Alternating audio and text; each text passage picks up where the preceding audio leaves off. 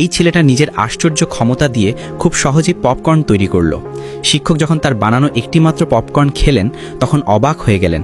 একদম মচমচে আর ঠিক মতোই ভাজা ছিল। এরপর এক মেয়ের পালা এলো। সে যখন নিজের শক্তি দেখালো তখনও পপকর্ন ভালোই হচ্ছিল, কিন্তু ওই ছেলেটা ইচ্ছে করে মেয়েটার মনোযোগ সরিয়ে দিল। ফলে সব পপকর্ন পুড়ে কয়লার মতো হয়ে গেল। এতে শিক্ষক রেগে গেলেন। এটা ছিল এক জাদুর স্কুল, যেখানে প্রতিটি ছাত্রছাত্রীর ছিল আলাদা আলাদা ক্ষমতা। কেউ নিজের শক্তি দিয়ে জিনিস নিজের দিকে টেনে নিতে পারত, কেউ দৌড়াতে দৌড়াতে হঠাৎ করে বকরিতে পরিণত হতো, আবার কেউ নিজের ইচ্ছায় বিড়ালে রূপান্তরিত হতে পারত। কিন্তু সেই মেয়েটির ক্ষমতা ছিল একটু অন্যরকম। সে নিজের হাত থেকে আগুনের গোলা ছুটতে পারত। একদিন সবার পরীক্ষা নেওয়া হলো। সামনে একটা মোমবাতি ছিল যেটা জ্বালাতে হতো। অনেক ছাত্রছাত্রী সহজেই মোমবাতি জ্বালিয়ে ফেলল। শেষে মেয়েটির পালা এলো। সে সবার চেয়ে আলাদা কায়দায় মোমবাতিটা নিখুঁতভাবে চালালো। বিচারকরা খুব খুশি হলেন। দ্বিতীয় পরীক্ষায় সবার লক্ষ্য ছিল মাটির থেকে 3 ফুট উপরে উঠে 3 সেকেন্ড ভেসে থাকা। অনেকেই সফলভাবে সেটা পার করে গেল। শেষে এক ছেলে এলো। সে শান্তভাবে দাঁড়িয়েছিল।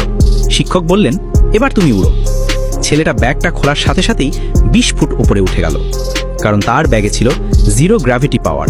নিচে নামতে পারেনি, তাই তাকে সিঁড়ি দিয়ে নামাতে হয়। এদিকে যে মেয়েটি পপকর্ন প্রতিযোগিতায় হেরেছিল সে নিজেকে নিয়ে কঠোর পরিশ্রম শুরু করলো। প্রতিদিন চেষ্টা চালিয়ে যেত। কয়েকদিন পর আবার প্রতিযোগিতা হলো। এবার সে একদম নিখুঁতভাবে পপকর্ন বানালো। কিন্তু শিক্ষক যখন খেয়ে দেখলেন ভেতরটা শক্ত আর আধা কাঁচা। শিক্ষক বললেন, তোমাকে শেষ একটা সুযোগ দেওয়া হচ্ছে। মেয়েটি খুব মন খারাপ করে ফেলল। সে বাড়িতেও আর অনুশীলন করত না। একদিন সে লাইব্রেরিতে গেল এবং সেখানে একটি রহস্যময় বই পেল। বইটি খোলার সাথে সাথেই চারপাশ অন্ধকার হয়ে গেল। ভয় পেলে সে বইটা বন্ধ করে দিল আর সঙ্গে সঙ্গে আলো ফিরে এলো। সে বইটা রেখে বাড়ি চলে গেল, কিন্তু বাড়ি ফিরে দেখে, চমকে গেল, বইটা তার ঘরেই এসে হাজির। হঠাৎ বইটির পাতা নিজে থেকেই উল্টাতে লাগলো আর তার ভেতর থেকে একটি কালো ছায়া বেরিয়ে এসে মেয়েটির শরীরে ঢুকে গেল। মেয়েটি বুঝতে পারল তার মধ্যে এখন অসাধারণ শক্তি এসেছে। সে তাকালো টেবিলে রাখা পপকর্নের দিকে। পরের দিন ছিল ফাইনাল পপকর্ন প্রতিযোগিতা। ছেলেটা ও মেয়েটি মুখোমুখি দাঁড়ালো। মেয়েটি খুব নার্ভাস ছিল, কারণ সে একদিনও অনুশীলন করেনি। প্রতিযোগিতা শুরু হলো।